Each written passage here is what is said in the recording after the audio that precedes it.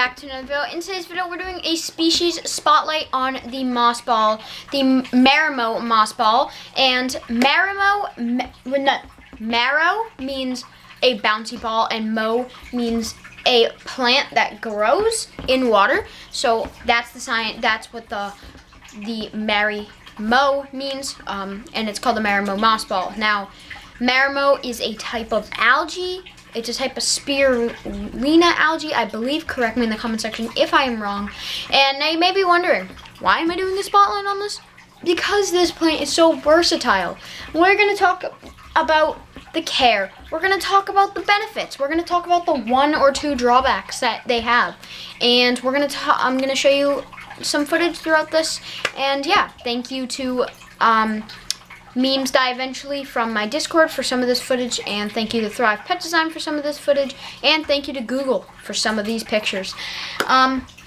So the care for a Marimo moss ball is pretty simple. They like low light, but make sure that if they have highlight or any type of light, make sure to rotate them once in a while, because they can actually burn, and if one side will get more light than the other and the bottom will kind of fry. So make sure you flip them around every so often. And also another thing, make sure you pick them up and for maintenance on them and kind of just squeeze them, because they tend to absorb the floating debris that's floating in your water columns, such as like fish food and stuff like that. So just tend to give them a nice squeeze, and they will let all that floating debris out that was once floating in your tank. Probably squeeze it in a bucket of tank water, like after you do a water change or something, but again, up to you. Now, we're going to talk about the list of benefits this has. The list, I'm telling you. So I'm going to have to look at my script just so I can make sure I get them all right. Now, number 1, they help clean your water. They can help purify it. They, like I was saying, they take all the debris out of your water. And by help clean, they can pick up fish waste. They kind of just put it in their little moss-like self, whatever you call it, fish waste and stuff like that. And they actually thrive off nitrates and ammonia.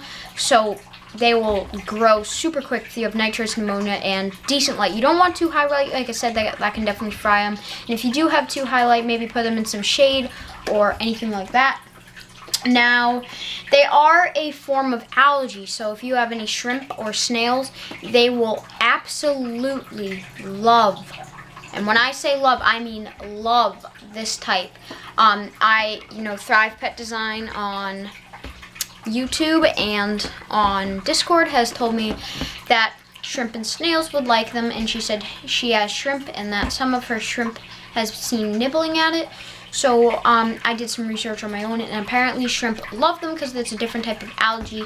And they can also hide in it, and also they love to go on it and kind of like roll it around, because some shrimp, like gross shrimp, get decently big. So I've seen them like on it kind of rolling around. I don't think they know what they're doing, but it kind of looks funny. Another thing, for you turtle owners out there, this is safe for your turtle to eat, and turtles don't like the taste of algae, so they most likely won't eat it. If you get a big enough one, they most likely won't eat it. So for you turtle owners out there, I got you. Also, bettas and other like intelligent small fish love these things. I've seen Squirt take her little nose and she'll kind of push the ball around, and it's like super duper cool. And I think it's actually amazing to just see them like interact in their environment, because in the wild they probably have this type of stuff in there. Obviously not Marimo moss balls, but they probably have some different type of moss and different type of plants in there. It's super cool to see them interact with that. I think other fish have done it. I've seen my rainbow fish do it. So yeah, and they are great for aquascaping. So you can make a carpet out of them. If you don't know what a carpet is, it's like where the plant covers the entire amount of gravel. You can make a carpet out of them. You can make, I've seen people make like bonsai trees. So they take like, I don't know what the wood's called. I think it's spider wood, and then they have like, those dried up bonsai trees, and they cut they will cut the Java moss, not the Java moss, the Marimo moss ball in half, and you can kind of just glue them to make like a tree kind of look, like a tree. You can also do the same, like glue them to rocks. You can glue them to really anything, obviously using non-toxic super glue, or you can kind of just throw them in there if you like need a plant like in a certain spot. You can kind of just throw a moss ball in there and kind of forget about them. They will kind of grow on wood really good. And they also they will grow on substrate decently, but I haven't found success with it. So if you do, let me know. You can pull them apart to get more. So if you want more, you literally can just pull the moss ball apart, and then you got another moss ball, and then you kind of roll it into a ball, throw it in a tank, and then you got another moss ball. What I love about these moss balls is you can literally just get the moss ball, dump out the pet store water, and then throw it in your tank. Not literally.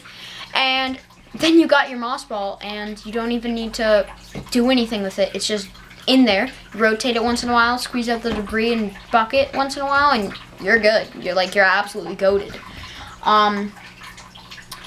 Lastly, you do not have to plant them or anything like that.